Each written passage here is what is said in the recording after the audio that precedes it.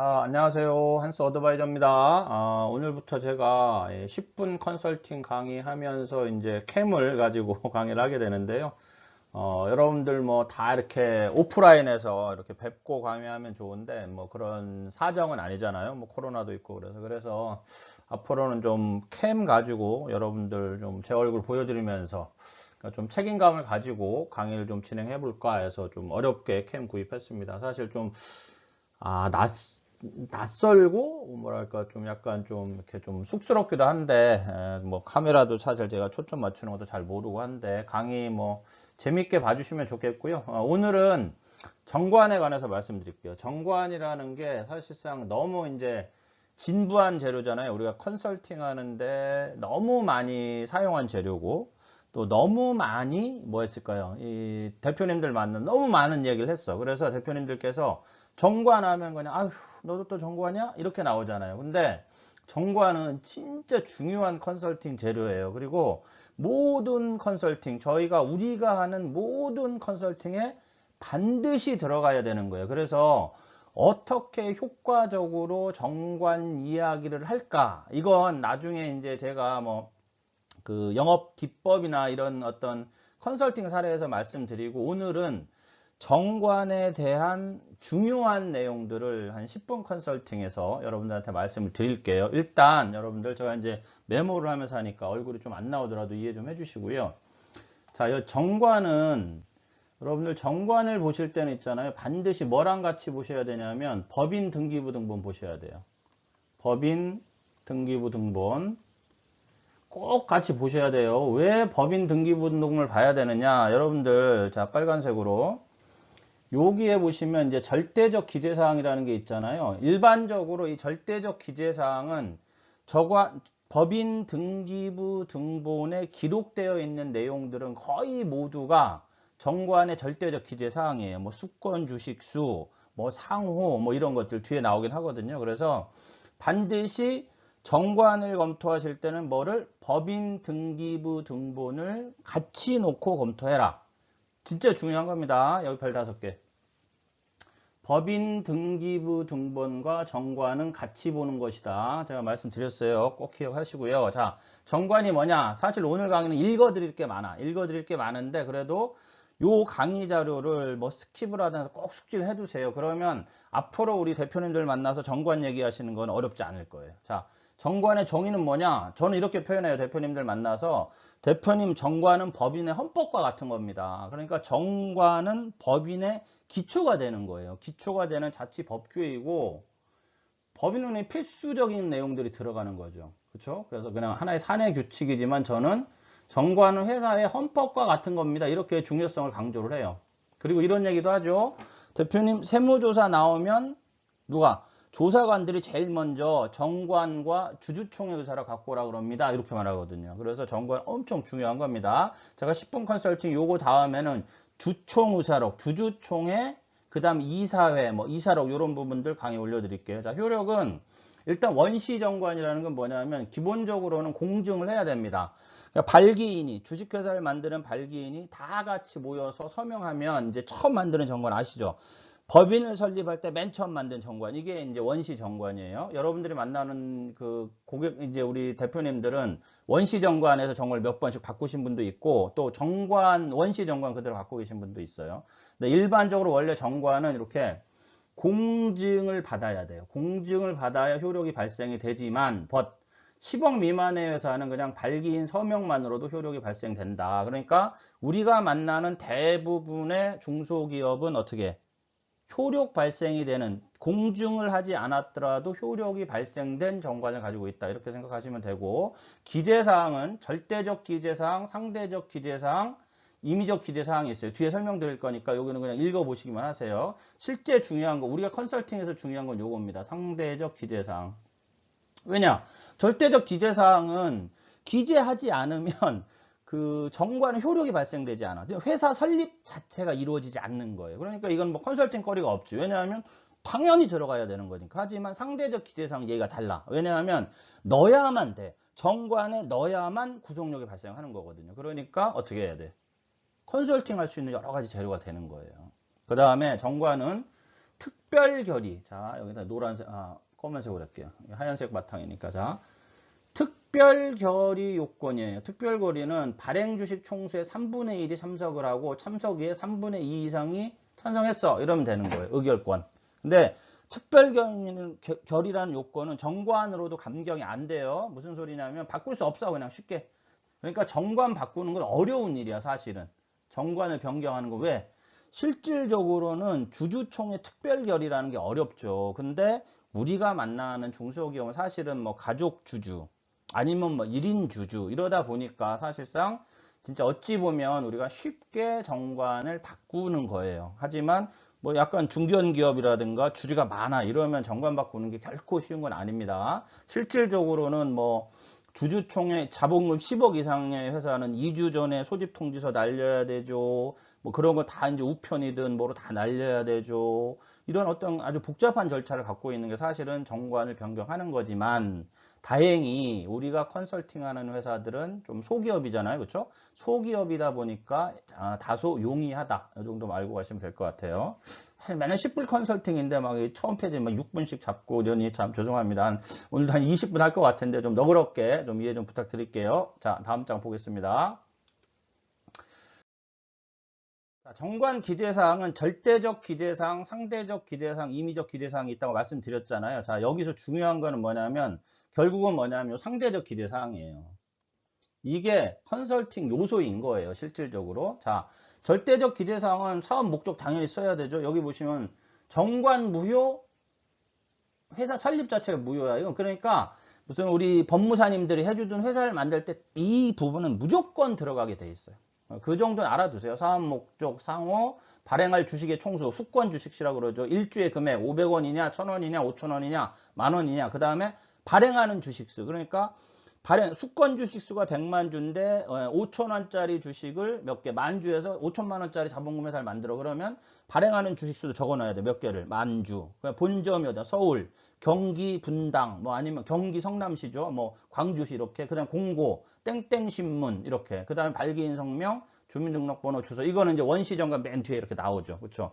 그러니까 여러분들 정관은 내용도 알으셔야 되고 중요한 건 여러분들 이제 정관 컨설팅 하실 때 실무가 굉장히 중요해요.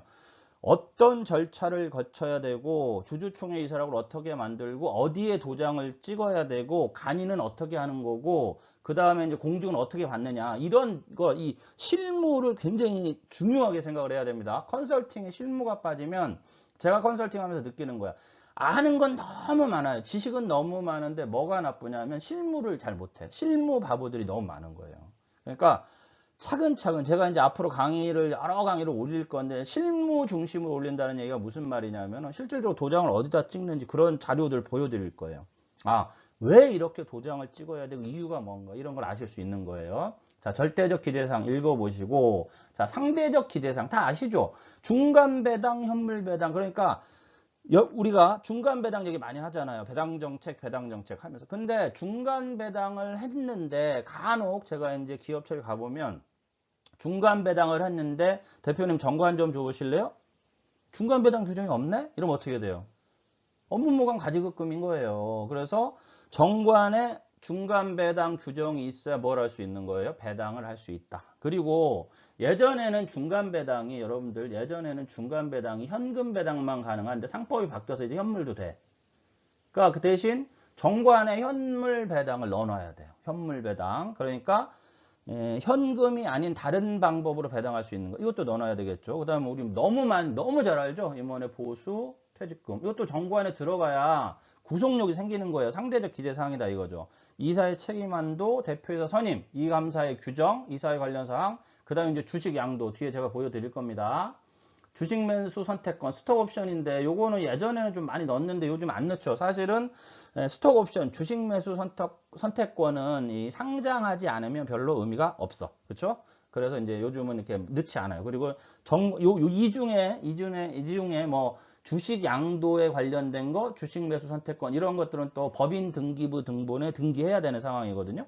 이런 부분들 뭐 등기하면 엄청 많거든요. 주식 매수 선택권은. 그래서 주식 매수 선택권 요즘 정관 개정에선 다소 좀 이렇게 하지 않는 상황이고 주식 양도는 제가 그 법인 영업 마스터 과정 등기부 등본 강의할 때 아주 여러 번 재차 강조해서 말씀드렸어요. 그러니까 주식 양도의 제한 관련 내용은 따로 공부를 하세요. 굉장히 컨설팅에서, 우리 정관 컨설팅에서 중요한 내용이에요. 이비적 기재사항은 이게 있어야만 효력이 발생하는 건 아니야. 근데 기재하면 기재한 내용대로 이제 효력이 발생이 되는 거예요. 그닥 중요하진 않아. 그래서 여기는 여러분들 녹색으로 되어 있는, 자, 정관 컨설팅은 상대적 기대사항을 컨설팅 하는 거예요. 쉽게 말씀드리면. 상대적 기대사항을 컨설팅 하는 건데, 물론, 이것도 이제 컨설팅 거리는 됩니다. 발행할 주식의 총수가 예를 들면, 뭐 대부분 뭐 4만 주야? 4만 주 있어. 근데 이 회사가 만약에 상장을 해야 돼. 어떻게 돼요? 뭐 1000만 주 해야 되겠죠. 그렇죠? 뭐 1000만 주 막 이런 형태로 해야 주식 수가 있어야 상장을 할 거니까. 그 다음에 근데 이 회사가 또 주식 액면가가 10,000원이야. 여러분들 상장 주식은 10,000원짜리 없죠? 그럼 어떻게 해야 돼? 이 주식을 5,000원짜리들로 바꿔야 돼. 5,000원이든 500원이든 주식의 가격을 바꿔야 돼. 다 이런 거 하려면 뭐가 필요해? 주주총회 해야 되는 거죠. 그렇죠? 그리고 뭘 바꿔야 돼? 정관을 개정을 해야 돼요. 정관 개정하는데 무슨 요건? 특별 결의 요건을 가져야 된다. 이렇게 아시면 되고, 우리가 만나는 중소기업 대표님들은 상대적 기대사항을 가지고 컨설팅을 하는 거다. 이렇게만 좀 기억을 하세요. 요 하나하나는 여러분들 좀 찾아보시고 공부하셔야 됩니다. 혹시 모르시는 분들은 뭐 사실 정관 내용은 여러분들 지금 제 강의 들으시는 분들은 뭐 거의 다 알고 계실 거예요. 왜? 너무 많이 들었고 너무 많이 컨설팅하는 재료예요. 실질적으로는 정관은 어찌 보면은 우리 대표님들한테 좀 조심스럽게 접근하고 조심스러운 컨설팅을 해야 돼요. 왜? 진부한 재료니까 그래. 그래서 진부한 재료니까 대표님들이 들으면 아우 가요 이럴 수 있단 말이에요. 이해되시죠? 자, 다음 장이요. 자, 정관이 절세 플랜이 시작입니다. 이런 얘기 많이 들어보셨을 거예요. 왜 그러냐면 정관에 기재되지 않고 무슨 행위를 했어. 사고, 우리는 이렇게 표현해요. 사건이 일어났어. 사고가 일어났어. 과거의 사고. 그냥 흔한 말로 이런 거예요. 임원의 보수를 줬어. 과거에 임원의 보수를 준 거야. 근데 정관의 내용이 없어. 그러면 실질적으로는 임원의 보수는 정관에 정해진 규정에 의해서 주게 돼 있어. 그리고 주주총회의 결의에 의해서 주게 돼 있어. 이런 게 없어. 그러면 뭐냐? 여기 나오신 대로 전액 송금 불산입이에요. 그럼 송금 불산입이라는 건 뭐예요? 비용 처리할 수 없다 이 개념이잖아요. 그러니까 정관이 절세 컨설팅이 왜 중요하냐면 매우 기초적인 상황에 대한 절세 플랜을 정관이 지켜준다. 이렇게 생각하시면 되는 겁니다. 그래서 여기 나온 대로 녹색 글씨대로 정관 주주총회 이사회 결의로 결정된 보수 지급 기준 한도, 이 한도 내에서 손금 인정을 하는 거야. 그러니까 매년 주주총회 3월 정기주총할 때 임원보수 결정할 때는 신중을 기해서 해야 되는 겁니다. 그리고 밑에 내용들 중요한 내용이니까 꼭 알아두세요.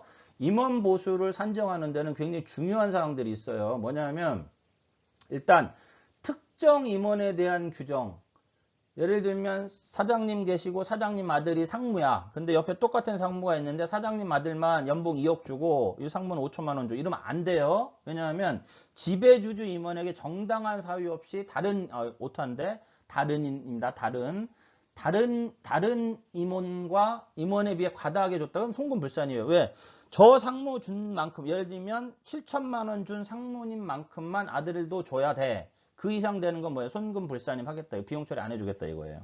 그 다음에 회사는 쫄쫄쫄한데 너무 이 지배주주들 아니면 임원들에게 너무 급여를 많이 줘. 이러면 안 돼. 왜냐하면 너무 과다하다 그러면 이것도 어떤 개념으로 보냐면 부당행위 혹은 뭐 세금을 좀 덜 내려고 하는 법인세를 덜 내기 위한 포탈의 목적이 있다. 이렇게 볼 수도 있기 때문에 안 되고, 그래서 가능하면 비슷한 매출 규모 영업이익이 동종업계 급여와 비슷한 게 좋다. 너무 많이 차이 나면 안 된다. 이렇게 알고 계시고요. 그 다음에 이거 중요한 거예요.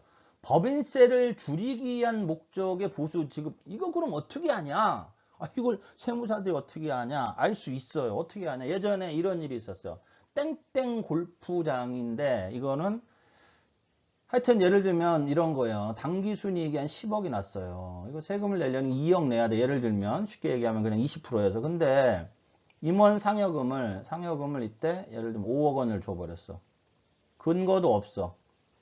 그래서 5억 원에 대해서 법인세만 납부. 이거 이제 실질적인 이 금액은 아니지만 이러한 사례가 있었어요. 그래서 다 손금 불인정되고 부당행위로 다 간주돼가지고 엄청나게 세금 두드려 맞았어요. 이런 그 사례가 있어요. 그래서 지급 기준에 산정 근거 없이 사실은 그래서 임원 상여금 규정은 굉장히 좀 민감한 부분이에요. 과다하게 지급한 상여금은 이익 처분, 여러분들 정관에 이익금의 처분이라고 있어요. 이익금의 처분에는 임원 상여금 약간이라고 되어 있는데 그 상여금으로 봐버리는 거야. 이익금의 처분이라는 거는 손금으로 인정되지 않아. 배당이기 때문에. 이렇게 이해하시면 돼요. 그 다음에 비상근 임원 보수도 원칙적으로는 손금 산입하나 업무 안 해. 그냥 비상근 임원이야. 나타나지도 않아. 그러면 안 돼. 가족들도 마찬가지예요. 그래서 국세청은 이렇습니다. 형식이 맞아. 정관의 임원 보수 규정에도 있고 주주청에도 다 있으나 실질적인 측면에서 형평성이 어긋나. 그 다음에 아까 말씀드린 법인세를 줄이기 위한 보수 목적이야. 세금 포달의 목적 유무가 있어. 그러면 면밀하게 검토해가지고 뭐 한다고요? 손금으로 인정하지 않아. 그래서 정관에서 우리가 정관의 절세 플랜이라는 건 잘 만들어 놔야 손금으로 인정될 수 있는 것들이 매우 많다. 이렇게 이해하시면 돼요. 자, 두 번째 퇴직금 너무 잘 알죠? 그렇죠? 임원 퇴직금은 퇴직금 1억 원 포함해서 정관호는 퇴직금 위임 규정 가능하면 이 위임 규정에 가능하면 좀 디테일하게 규정을 만들어 놓은 게 좋아요. 그 다음에 정관에 없어 그냥. 그리고 그냥 주총이나 이사회를 통해서만 퇴직금 규정을 만들어. 그래서 퇴직금 지급하기로 했어. 의미 없어요. 무슨 소리냐면 정관에 임원의 퇴직금은 어떻게 했다 해서 예를 들면 이렇게 돼 있죠. 임원의 퇴직금은 별도의 위임 규정에 의한다라고 돼 있고 퇴직금 위임 규정이 있어. 이게 이제 정관에 있는 거야. 근데 이런 거 없이 그냥 어느 순간 그런 정관 내용 없이 주주총회를 통해서 이번에 땡땡 임원이 퇴사할 거니까 10억 원 퇴직금 줄게 하고 주주총회를 했어. 이사를 했어. 인정 안 된다 이거예요. 무슨 말씀인지 아시겠죠? 자, 임원 퇴직금 손금 산입 요건 주의사항. 현실적인 퇴직일 때 일시금으로 지급해야 돼요, 여러분들. 이거 굉장히 중요한 거예요. 퇴직금은 현실적인 퇴직은 많이 들어보셔서 아실 거예요. 그러니까 우리가 CEO로 표현할게. CEO가 직접 퇴사를 해야 돼. 확실하게 현실적으로 퇴사를 해서 등기부에서 이제 임원 빠져야 돼. 그리고 그때 퇴직금이 10억이야. 일시금으로 지급을 해야 돼. 그래야 뭐라고요? 퇴직금이야 이게. 그래야 퇴직금인 거예요. 이런 거예요. 밑에 굉장히 중요한 내용이 있어요. 퇴직금 재원 부족으로 인해서 자 밑줄 치면서 노란색으로 강조. 자 퇴직금 재원 부족으로 인해서 임원과 합의하에 분할 지급하기로 했어. 자 합의하에 분할 지급하는 경우도 일시금 지급이 아니야. 일시금 지급이 아니니까 현실적인 퇴직으로 안 봐. 현실적인 퇴직으로 안 본다는 건 뭐예요? 퇴직금 지급한 게 아니야. 일반적으로 퇴직금이 아니다라고 되면 뭐가 될까요? 대표이사에게 자금을 대여한 꼴이 돼. 어떤 거예요? 그럼 우리가 흔히 얘기하는 가지급금이 되는 거예요. 그래서 일시금으로 퇴직금을 지급해야 되는데 그러면 여러분들이 이게 제가 이제 그 경영인 정기보험 그 강의할 때 말씀드렸잖아요. 이게 퇴직금 재원 확보 리스크인 거예요. 이런 규정들, 이런 세법의 규정들이 있기 때문에 그래요. 자, 글씨 더 이쁘게 써드릴게요. 좀 시간이 걸리더라도 좀 이해 좀 부탁드릴게요. 죄송합니다. 제목을 20분 컨설팅으로 바꿔야 되겠어요. 그렇죠? 자, 퇴직금 재원 확보 리스크가 발생이 된 거예요. 이해되시죠? 자, 카메라 눈 보면서 자, 이해되시죠? 퇴직금 재원 확보 리스크. 왜? 일시금으로 지급하지 않으면 퇴직금 아니야. 뭐야? 가지급금 될 수 있다니까요. 이걸 이해하시면 돼요. 자, 임원에게 지급한 퇴직금이 현실적으로 퇴직 인정되지 않아. 나왔죠? 업무 무관 가지급금입니다. 업무 무관 가지급금입니다. 자, 법인세를 줄이기 위해서 퇴직금을 갑자기 확 줘. 혹은 뭐 특정 인물만 퇴직금을 줘. 이러면 안 돼. 그래서 정관에 우리가 가업승계 플랜이든 회사를 이렇게 이전하거나 하는 플랜 짤 때는 정관의 퇴직금 규정이 정말 어마어마하게 중요한 거예요. 왜 그러냐면 상속세에도 영향을 주죠. 그쵸? 가업승계 관련해 가지고도 퇴직금이 있고 없고에 따라 뭐가 달라져요? 비상장 주식 가치가 달라지잖아. 굉장히 중요한 겁니다. 여러분들 퇴직금 관련 플랜은 대표님들한테 2번, 3번, 4번 얘기하셔도 중요해. 왜냐하면 또 모든 대표님들이 은퇴 이후에 퇴직금에 대한 재원을 마련에 대한 어떤 공포, 뭐 공포라고 표현하기는 불안감이 다 있어요. 누구나 퇴직금을 만들고 싶어 해. 단지 지금 회사를 돌리는데 야, 내가 한 달에 300만 원, 500만 원 넣기가 힘들 뿐이야. 근데 힘든 것도 아니야. 사실은 그거를 넣어 놓음으로써 사장님의 뒤가 안전해야 경영이 더 잘 될 수도 있는 거예요. CEO에게 왜 보장자산이 필요한가 이런 거 한번 생각해 보세요. 자, 오늘 강의 내용은 그게 아니니까. 자, 넘어가고. 자, 정관 규정이 중요한 겁니다. 상법상의 절차를 준수했는지. 자, 이건 나중에 제가 주주총회 할 때 아주 디테일하게 한번 말씀드릴게요. 상법상의 절차를 준수했는지. 해태하다. 해태란 표현이 뭐냐면 설렁설렁 법규를 해석했다 뭐 이런 뜻이야. 그러니까 정관을 제대로 상법에 정해진 것처럼 만들지 않았어. 이랬을 경우에는 뭐라는 거예요? 주주총회 자체를 무산을 시켜버려. 자, 주주총회가 무산이 됐어요. 정관병영은 주주총회 자체가 유효하지 않아. 정관 자체도 유효하지 않겠죠. 이해되시죠? 굉장히 중요한 거예요. 그리고 국세청은 있잖아요. 형식적인 것만 따지지 않아요. 항상 실질적인 성격까지 본다. 그래서 여기에 적혀 있는 내용들은 중요한 겁니다. 여러분들 대표님하고 얘기하실 때 굉장히 중요하게 생각하셔야 돼요. 다음 넘어갈게요. 정관 절세 중간 배당 자체가 정관에 없으면 안 돼. 정관에 중간 배당 규정이 없으면 중간 배당 할 수 없어. 없는 상황에서 배당을 해서 대표님에게 돈이 나갔어요. 업무 무관 가지급금이야. 이해되시죠? 자, 여기 나왔습니다. 중간 배당은 정관의 정에서만 가능하고요. 중간 배당은 이사회 결의로 가능합니다. 혹시 대표님이 자, 중간 배당은 주주총회 결의로 해야지. 이게 반은 맞고 반은 틀려. 무슨 소리냐면 이사회 구성 요건이 안 되면 주주총회 해야 되는 거예요. 근데 대표님들이 간혹 컨설턴트 떠본다고 이렇게 물어봐. 주주총회만 되는 거지? 아, 네! 이러면 큰일 나요. 이사회 결의로 가능합니다. 대표님 이렇게 말씀해 주시면 됩니다. 자, 중간 배당 한도에 그냥 이렇게 생각하세요. 미처분 이익금, 이익잉여 범위 내 이익준비금을 제한 여기 뭐 이렇게 막 써 있는 거는 제가 여러분들은 읽어보시라고 써놓은 거니까 그냥 뭐 읽어보시고요. 중간 배당 예전에 현금 배당 가능만 했어. 근데 요즘은 이제 상법 개정으로 금전회도 가능하니까 현물 배당 조항을 만드셔야 됩니다. 여러분들이 이제 요 중간 배당과 관련해서 올해 이제 작년 세법 개정안 차등 배당 없어진 거 이런 것도 좀 체크하시면 두 가지를 한꺼번에 공부하는 게 되겠죠. 그런 것도 이제 컨설팅 하시면서 도움이 되실 거고요.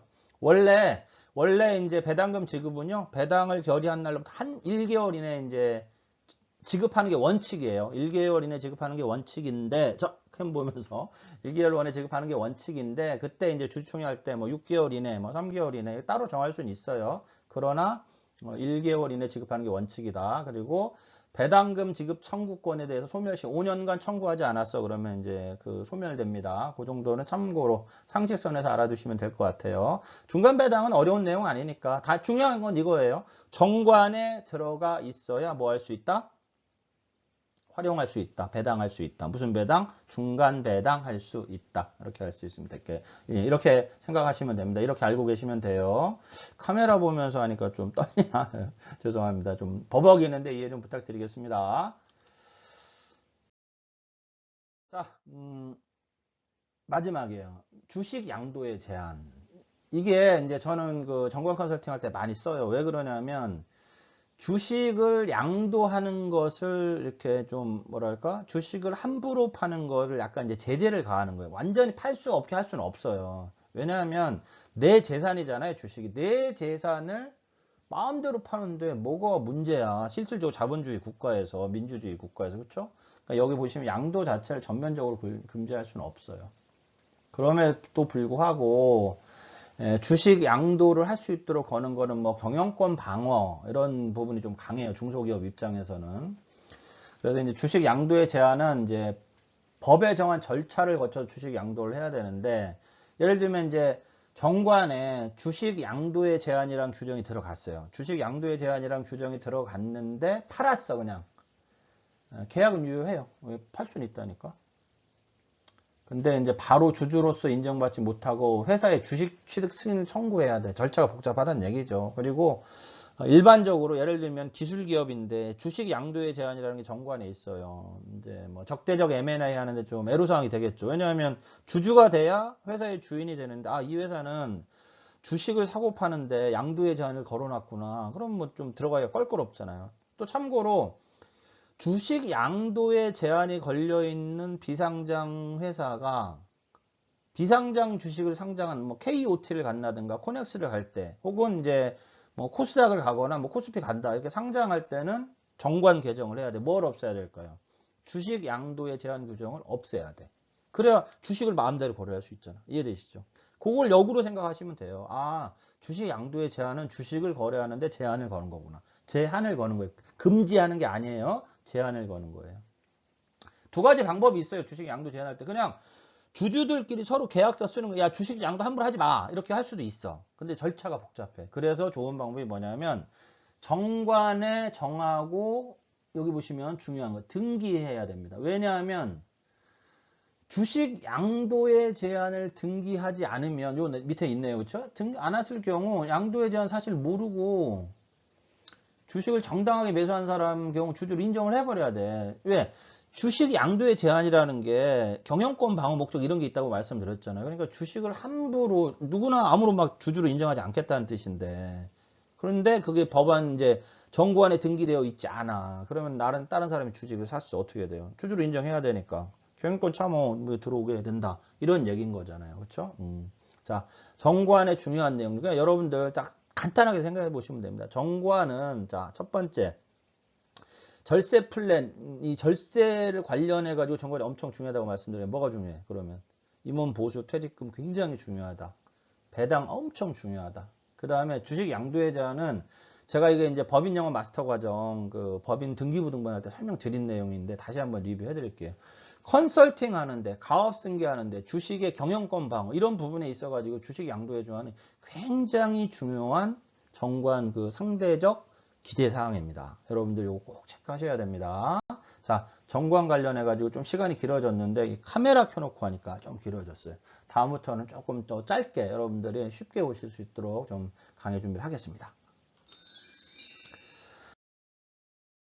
자, 여러분들 좀 이제 뭐 제가 뭐 이렇게 구독자도 많지 않고 또 우리 컨설팅 이게 뭐 이렇게 뭐 많은 분들이 보는 건 아니에요. 근데 여러분들 이제 영업 활동 하시는데 이제 많은 도움을 드릴 수 있어요. 그리고 이제 저희가 뭐 저를 포함해서 저랑 같이 이제 활동하는 친구들이 있는데 이런 친구들이 여러분들에게 어떤 좋은 강의를 해줄 수 있는 기회를 제가 좀 만들 예정입니다. 그래서 코로나가 지나면 뭐 오프라인 강의도 한번 생각하고 있고요.